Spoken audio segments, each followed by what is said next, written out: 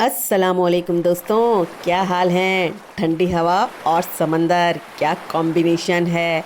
आज की कहानी भी समंदरी मखलूक के मुतालिक है, जो कि है एक नाफरमान मछली जिसने अपनी माँ का कहना ना माना और फिर उसकी सज़ा भुगती। चलें शुरू करते हैं। वाह, कितना प्यारा समंदर है ये। मम्मा, ये पूरा समंदर हमारा है। जी बेटा, ये पूरा समंदर हमारा ही है, लेकिन कुछ जगहों पे हम नहीं जा सकते।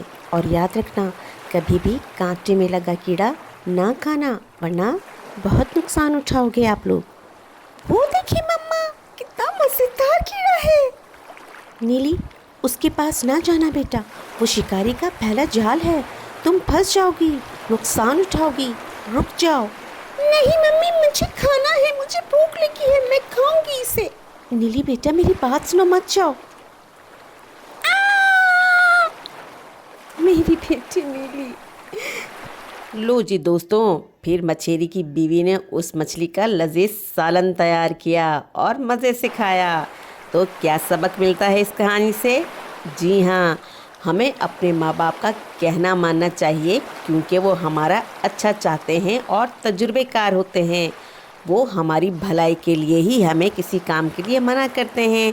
फिर मिलेंगे दोस्तों, अल्लाह हाफिज़।